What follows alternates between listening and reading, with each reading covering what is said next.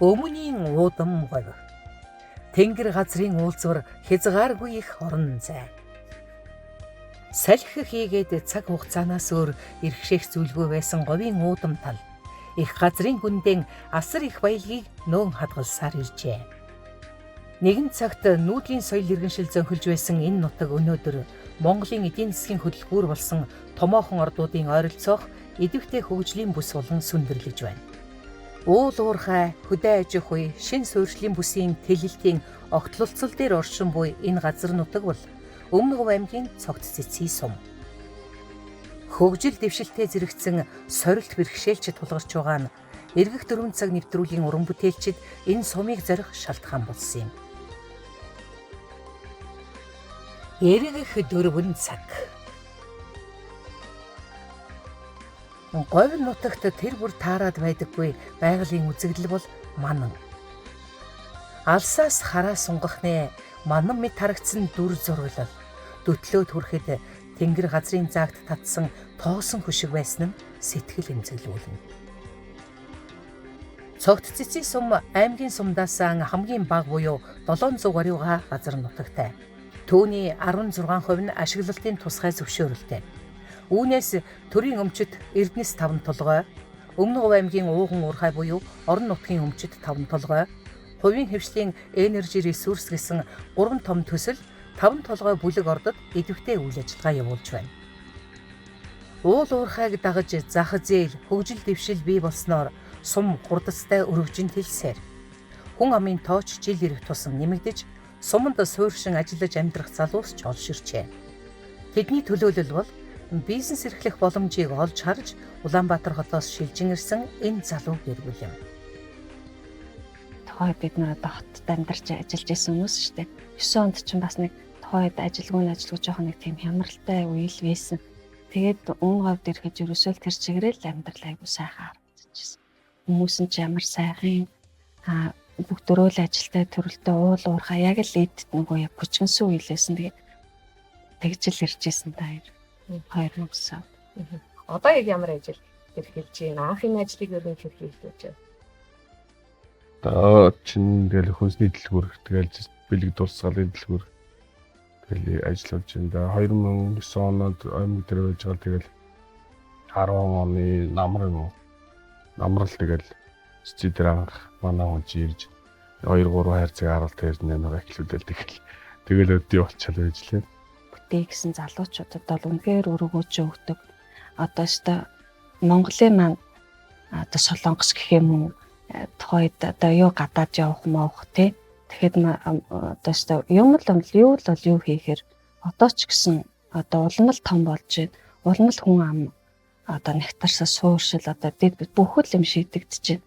Одоо залуучууд хаан л амьдрал тэнд одоо өөртөө очих зориг зөрөгтэй бол амьдрал байна да. Хоёулахны эхлүүлж ирсэн энэ ажил одоо ер нь хичнээн үнийг ажил юм байна. Одоо ч нийтдээ ер нь 10-аад ажилчинтай гэж яаж байгаа. Өдөр нутагт ажиллаж амьдрахын давуу тал нь ер нь юу байна? Хамгийн түрүүнд анзаарсан ялгаа юу? Ер нь ямар ч стрессгүй шүү дээ. Ямар ч стрессгүй. Төвжирэл гэж байхгүй. Альва юм ажил төрлөө маш хурдан бүтээ. Эндээ ямар ч айх аюулгүй хүүхдүүд маань сурч одоо ингээл боловсрох орч ингээл гараал таваалхаал байна. Бүхэл юм ойрхон байна. Энэ л ингэж бол одоо хүн амаа сууршил одонтой газар бизнес сайхан явна шүү дээ. Гэр бүлд бол тийм. Ер нь өөрөө л чивэл хаач амьдрын шүү сайхан. Манай суманд нэр одоо байхгүй. Одоо зөндөөл ажлын байрууд бас байна. Ер нь залуучуудаа бас хот руу ингээ нэгтаршаад авахгүйсаа илүү бусад аймаг сумдууд руугаа хараасаа тэ амьдрал байна шүү. Бид нар бол тухайд хөдөө амьдрах нь гэл их сонирхол санагддаг байсан.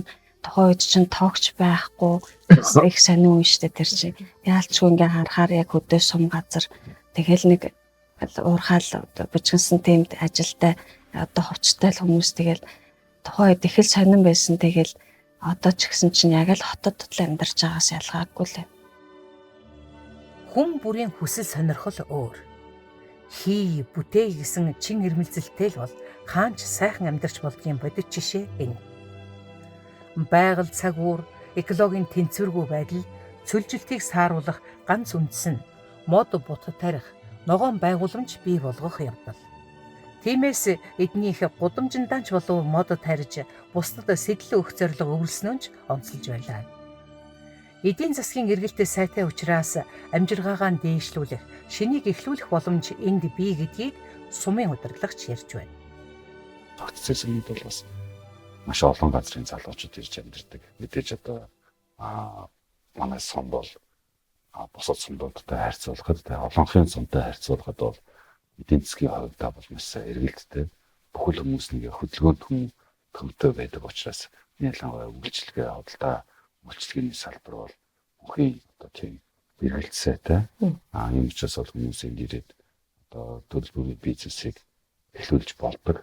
Энэ мөрөндөө бол бас залуучууд ч эхэлтгөө одоо бизнесийн салбар өөр ямар ч одоо төрлийн хүн байдаг. Энд харьцангуй одоо бусад сумдуудтай харьцуулахад худалдаа авах чадвар сайтай учраас бүх төрлийн одоо тийм бизнес хөдөлмөрийн одоо зах зээл дээр бол өрсөлдөх боломж нь илүү өндөр байдаг.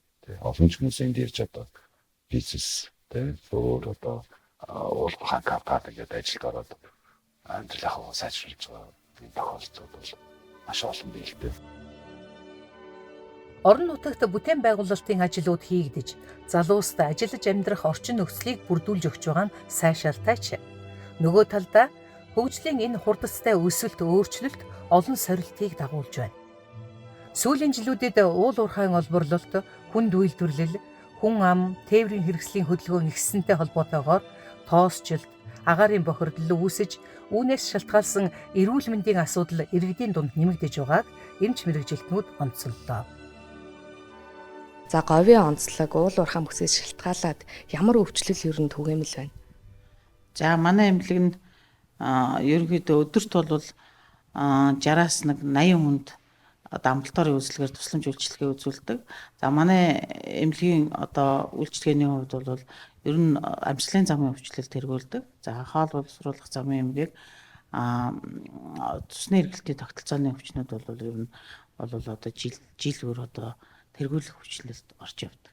Арьс арчлын эмээг бол одоо сүүлийн жилүүдэд бас нэлээд их нэмэгдэж байгаа. Одоо агаарын бохирдол, хөрсний бохирдол, за тэгээд энэ уул уурхайн тоосчлолтой холбоотой гэж үзэж байна. Тоосчлолтой холбоотой яг батлагдсан одоо яг өвчтнүүдийн арьс арчлын эмгийн одоо жишээ ер нь хичнээн байд юм бэ? За арьс арчлын өвчин бол жилд 500 орчим гэдэг юм бүртгэгддэг. Хэдийгээр одоо манай суурин 11,000 хүнтэй, за суурин бос бол 20 гаруй мянган хүнтэй гэж явдаг.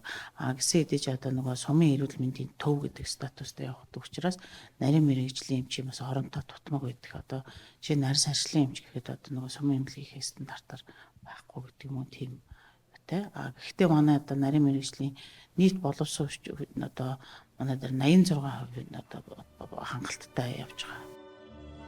Одоогоос 2 жилийн өмнө тоосчлолтой холбоотой үүсэж байгаа сөрөг нөлөөллийн асуудлаар хүний эрхийн комисс цогццын суманд ажиллаж байжээ. Түүгээр ч зогсохгүй хүн зуныхон эрүүл мэндийн асуудалд сэтгэл зовниж явдаг бас нэгэн эмч өөрийн санаачлагаар баг бүрдүүлэн энэ асуудлаар туршилт судалгаа хийсэн байна. За ер нь бол мэргэжлүүдтэй хамтраад 2019 онд судалгаа хийсэн. За тэгээд тэрнээс сая 25 онд бас судалгаа хийсэн. За агаарын чанар болон одоо иргэдийн эрүүл мэндэд ямар элементүүд яаж нөлөөлж байгаа юм бэ гэдэг тал дээр бол нэг 2 сэдвтэй судалгаа хийж байгаа ер нь. Тэгээ 2 төрлийн судалгаа нь бол нэг нь бол одоо эмийн ургамал болон говийн одоо ховор ургамлууд маань устж өгөө болж байна. Нэг нь болохоор хүний эрүүл мэнд 2.5 pm буюу 10 pm одоо тоосчлт мөн одоо үхрийн азотын давхар эсэл болон бусад одоо үхэр хөшлийн хий энэ төргээд одоо цэцрэг идэвхт бодисуудыг шинжилж байгаа. За энэ шинжилгээ судалгааны хүрээнд бол ерөнхийдөө хүний эрүүл мэндэд бол хамгийн нэгдүгürt бол одоо агаар тоосчлтоос хамаарат одоо цуснд нэлээдээ айлтгад гэдэг элемент их өндөр гарч байгаа. Ургийн гажиг болон ураг амьгууд хийх тэгээд төрөлхийн гажигтай хүүхдүүд төрөх энэ гэдэг асуудлууд бол маш их байгаа. Тэгээд дээрэс нь амьсгалын дээд замын өвчлөл буюу архаг борон хит маш их байна. Тоостой агаараар амьсгалахаар яадаг вөхөр цусаар дамжаад одоо нөгөө хүчил төрөгчийн архаг дутагдалд оруулж одоо амьсгалын зам болон зүрх судасны өвчнийг одоо архаг дутагдалд оруулах одоо ийм өвчлүүд бол маш их байна. Тэгээ бид нар энэ судалгааг бол ерөнхийдөө цаашдаа бас үргэлжлүүлээ хийн 4 жилийн хугацаанд хийн. 4 жилийн хугацаанд ерөнхийдөө цогцын сумаас бол одоо А бус, Б бус, В бус гэдэг 3 бүсээс нь хүмүүсээ одоо насжилтын ангиллаар төрөлжүүлж авч судалгаагаа бол хийж байгаа. Тэгээд тэр төрөлжүүлж авч байгаа судалгаагаа бол яг л нэг хүн дээр жишээлбэл одоо нийт 300 гаруй хүн судалгаанд хамрагцаас тэр 300 гаруй хүн чинь тэр чигээрээ нэртэйгээ настайгаа яг л өөрчлөгдөхгүйгээр 4 жилийн хугацаанд үргэлжлээ явахыг. Эзэм шинжилгээний судалгаа хийгээд мэгээд одоо нөгөө төрийн бодлоготл тусах гэж бид нар яваад байгаа болохоос бодит үр дүн бол одоо яг нүдэн дээр ингээ харахад бол маш их кейсүүд байгаа. Энэ ямар кейсэд байгаа юм жишээлбэл одоо ингээд аарын бохирдлоос үүдэлтэй хүүхдүүд маань одоо төрөлхийн одоо эргэтэн системийн гажиг үүсч төрж байна. Одоо гар нь уртаг нь хоёр гартай ч юм уу, өрөөс нүд нь харахгүй ч юм уу, төрөлхийн одоо шүдний дутуу шүдтэй ч гэх юм уу тий. Төрөлхийн уушгины дутмагшалтай ч гэдэг юм уу, төрөлхийн зүрхний цорхойч гэдэг юм уу. Тэгээ ийм өөрчлөлт бол одоо манайд бол маш их байгаа. Энэ нутаг дэвсгэрт төр болон байнга оршин сууж байгаа 30 гаруй мянган хүний эрүүл, аюулгүй орчинд амьдрах баталгаа алдагдаж байгаад эмзэглэх хүмүүс ч цөөнгүй. Одоо чинь уулуурхаа ингээд бүтээн байгуулалтын ажлын ялангуяа одоо манай говьд бол одоо хатуу цаг ууртай, тийм хуурай цаг ууртай. За хөрсөн өөрөө эмзэг. За усны юм хомсдолтой юм газарт илүү топ мэдрэг харагдаад байгаа байхгүй. Бидний өнөөдөр яг энэ зохицсон сүмд тулгамдчаад байгаа. За магадгүй та ингээ явбал 3 дотны хэлэх зүйл бол 3-аас ч дээш явах бараг 2 дотны нэг хэлэх зүйл бол тоосчлтын асуудал илүү гэхээр. Тэгэхээр энэ тоосчлтын энэ асуудал бол өөрөө байгалийн давтамжгүй хүчин зүйл биш байхгүй. Бидний өөрийн үеийн одоо ингээд бодлого төлөвлөлт юм. Алдаанаас үүссэн зүйл л байгаад байна. Хөрсийг хавлаад бүтээгдэхүүнийг экспортлох гарч байгаа үйлдвэрийн одоо нөлөөлөл шүү дээ. Үйлдвэрлэлийн нөлөөлөл. Тэгээ энэ нөлөөлөлд нь бид амьдарч байгаа. Цогц цэцгийн сүмийн эдийн засгийн их үүсвэр нь мал аж ахуй байсан. Харин одоо эдийн засгийн бүтцийн тогтолцоо нь өөрчлөгдөж, уул уурхай, хүнд үйлдвэр, мал аж ахуй гэсэн хослол бүтэцтэй болжээ. Говийн бүс нутагт бэлчээр ус хоёр мал аж ахуйн гол үндэс байдаг. Гэвч уул уурхай нөлөөллөөс үүдэн хөрсний эвдрэл үүсэж, байгалийн зүй зохистой экосистем алдагдсан нь мал малчин хоёр газар нутаггүй болох эрсдэлд хүргэж байна.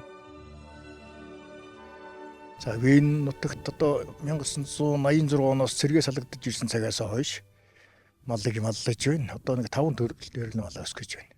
Уул уурхаан бүсэд ер нь мал маллахад тулгардаг бэрхшээл нь юу байдгийг? Хамгийн эхлээд энэ бэлчээр доройтож байна. Энэ тоосчлт маш их байна. Агаарын бохирдол их байна. Усгүй болж байна. Гүний усаар нь одоо ус энэ нүүрс мөрсийг угаагаад, алтыг угаагаад цахаасаагүй л угаах үйлдвэрүүд байгуулад ингээд ихэж учраас одоо бол гүний усны бол асуудал бол хэдийн эхэлсэн. Малын түүхэд үнэгүй байна. Ноос ноолуур үнэгүй байна. Энэ уул уурхаан бүсэд мал маллаж байгаа малчны ямааных нь бол үнэгүй. Нэг цохиж үзэл одоо ингээ ямаа самнаад эхлэн олоор гарна одоо төвхөж байна. Тэгээ самнаад үзэн нэг алгадаж үзэл вайп хүй төрөмтэй байна гээд. Тэгээ газрын энэ хөрсийг маш их дорой төвлж байна. Одоо энд ингээ танд бас ажиглаараа энэ бүддүр гэдэг ногоо байгаа юм. Одоо энэ өвс. Энэ манай энд байдаггүй. Ногоо одоо энэ хөрс доройтсных энэ дандаа бүднүр гардаг болцсон. Хялгана гэдэг ногоо маш ховор гарна энд. Гарха байж байна бараг.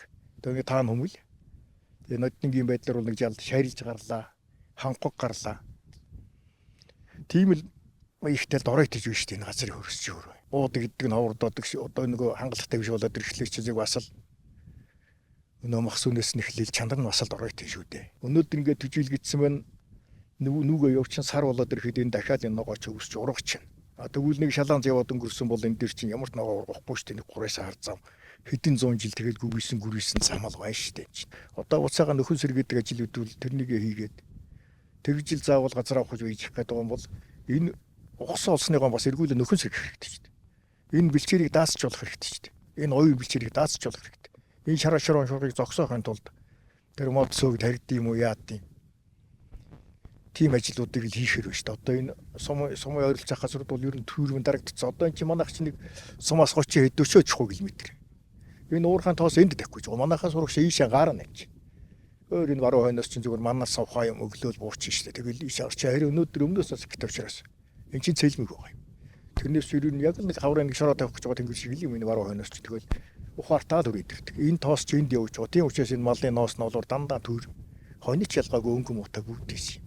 Гэхдээ манай хойны бас арайгаагүй. Жаах ийшлэхлээр нөгөө шорооныхоо амруу эндээс ирж байгаа шорооны зам руу ийшлэгдсэн мань айлуудынх нь хойно.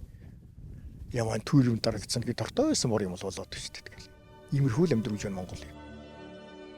Цогт цэцгийн сумын иргэдэд тулгамдж байгаа бэрхшээл нь зөвхөн эрүүл мэнд байгаль орчны асуудал бус усны хомсдолч бас энд нүүрлжээ. Говьд гадаргын ус нэн ховор. Хаяа ордог төр зүрийн бороо уруугийн ус хуурай сайраар урсаж тойром төрөмтлөгдөх боловч удалгүй ууршин алга болдог. Энэ нутгийн нуур цөөрөн булаг шанд аршаан усны ихэнхэн ширгэснийг Монголын говийн хайрлыг төрийн бус байгууллагын гүйцэтгэх захирал Цэрэн Хорол онцоллоо. За унтны усны хувьд бол мөн ингээд гадаргуу дээр байгаа ус маань одоо ингээд ширгээд одоо жишээлбэл одоо улаан нуур гэдэг хааш хашаа 5 км-ийн араад тустай том нуур манай говийн одоо энэ бүс нутгийн ихэнх одоо мал одоо зуны улиралдаан тэмээ ундаалдаг нуур маань ширгсэн. За тэгэл одоо манай энд байгаа ганц одоо аршаа маань майлын аршаа гэж хэлсэн. Энэ маань уул уурхайн бүс нутагт нөлөөлөлд өртөөд одоо ууж олохын байсан. Зөвхөн энийг ууж амьдардаг настай хүмүүс болон одоо эргэтэн систем дутуу ийм хөгжилтэй улсад хүртэл ууж хэрэгэлдэг байсан. Энэ үндэсний ус маань байхгүй болсон. Тэгээд одоо зүүн нарангийн булаг одоо тэгэл булаг жирмийн одоо булгууд гэх жишээний маш олон одоо уул уурхаас болож одоо ингэж уснууд маань ширгэж байгаа. Говийн гүний ус гэдэг юугаарч хэмжишгүй үнэт зүйл. Бага гүнтэй худаг гарган ашиглах нь түгээмэл. Гэвч сүүлийн жилүүдэд гүний усны түвшинд тодорхой өөрчлөлт ажиглагдах болжээ. 10 жилийн өмнө одоо миний ухсан удаг усгүй болоод яг хажууд нь 100 м ухаж ус гарч ирсэн. Тэгээ ер нь бол усны хэрэглийг зөвл хэрэглэхгүй бол ирээдүйд бол говьд бол усгүй болох магадлал маш өндөр байна. Тэгээ усны хэрэглээгийн малчд гэхээсээ илүү энэ үйлдвэрлэл дээр ашиглаж байгаа ашиглагч байгууллагууд нь тэрнийг зөв зохистой зарцуулж эргүүлж ашиглах. Тиймд л орохгүй бол ирээдүйд манай өр хөлтөд бол ерөөсөө усгүй болох магадлал маш өндөр гэдгийг л хэлмээр. Тэгээ өнөөдөр бол усны түвшин бол доошлсон, мэдэгдэм доошлсон. Бүх компаниуд бол мэдж байгаа. Одоо нэг 50-60 ухаад гардаг ус гэж юм байхгүй болсон шүү дээ. 100 хүржилж ирнэ. Багдаал нэг 80-100 тэгжил ухдаг. Одоо тийм л болчиход байгаа ерөөс. Говийн усны чанар чи хатуулаг өндөртэй шүү дээ ерөөсөө. Тэрийг бид цэвэршүүлж ууж авахгүй бас болохгүй. Үний биеинд бас нөлөөлнө шүү дээ тэр чинь. Энэ талаар бол бас сум орон нутаг анхаарч усыг цэвэршүүлж иргэдэн одоо хүртэх гэдэг юм уу. Тийм арга хэмжээ авах хэрэгтэй гэж боддог шүү дээ. Тэгээ малчд одоо гаргаж өгсөн худгийг бас зөв ашиглан тэрнийг арчиж шамгадах хэрэгтэй байхгүй. Тэгээ хаяад нэг хэдэн жилийн дараа бүглэрөө тэрнийг дахиж онгойлгоод дахиж ухаад ийм ажил гарч идэг. Энэ үйлдвэрлэл одоо жишээлбэл хамбогд бол бүр их эрсдэлтэй. Гүн ус маш их ашигладаг. Энэ манай энд ч гэсэн одоо энерги бол нүүрс угааж байгаа шүү дээ цэвэр усаар. Энийг эргүүлж ашигладаггүй. Эргүүлж ашигладаг тийм л юмд орох хэрэгтэй байхгүй ерөөс. Гадаргын ус ховор учраас зөвхөн газар доорх усыг ахын хэрэглээнд ашиглаж ирсэн. Гүний ус олон давхрахтай ч хүний эрүүл мэндэд таарханч бий. Эсвэргээрээ хатуулаг ихтэй тул ундны усанд хэрэглэхэд тохиромжгүй ч бас бий. Хангаад амьдарч байгаад ирсэн хүн бол шууд бол уухад бол эвгүй. Амт чанар ер нь эвгүй амттай хужир шүүхтэй байдаг. Тэгээ манайх бол одоо авцаа нөө шүүж уудаг. Шүүж уусан хэрнээ нөгөө нэг бас нөгөө хатуулаг чанар нь бас нөгөө яг зөх өсний хэмжээнд бол яг цэвэршээж үл чаддгүй юм билээ. Бараг 2.5 литр ус авахад бараг 9 литр тийм хаягдл ус хаягдчихэдэг. Манай төхөөрөмжн дээр болохоор тэгээ биднес болохоор хаягдл усаа бас шууд ингээ гаргаад тасагчдгүй айлхаар 0-доо хэрэглэх адуу малаа услах тиймэрхүү юмд ингээ зарцуулж хэрэглэдэг. Тэгэхгүй л ингээ өдөртөл бараг 30-40-50 литр усны юм саарл ус хаягдчихэдэг. За бараг 10 литр ус авахад бараг 30-40 литр ус бол хаягдчихэдэг болохоор саарл усаа бас тэгж ашигладаг байна. Цогт цэцгийн суманд хөгжил, боломж, сорилт гурав зэрэгцэн оршиж байна. Нэг талдаа эдийн засгийн өсөлт, бизнесийн боломж, шинэ амьдрал эхлүүлэх орон зай. Нөгөө талдаа байгаль орчин, усны нөөц, малчдын амжиргаа, иргэдийн эрүүл мэндтэй холбоотой эмзэг асуудлууд. Ирээдүй зөвхөн эдийн засгийн өсөлт бүтээн байгуулалтаар бус хариуцлагаар хэмжигдэнэ. Боломжийг яаж ашиглаж, сорилтыг хэрхэн даван туулж, өнөөдөр ямар шийдвэр гаргахаас энэ сумын ирээдүй шалтгаалах бизээ. Монгол улсын хөгжлийн тулгуур нь болж байгаа амьдралын хэмнэлээс багахан ч болтугай мэдрээд буцаж байгаа маань энэ. Эргэх дөрвөн цаг нэвтрүүлгийн энэ дугаарыг Өмнөгов аймгийн Цогт Цэцгийн сумаас бэлтгэн үзэгч танд хүргэлээ.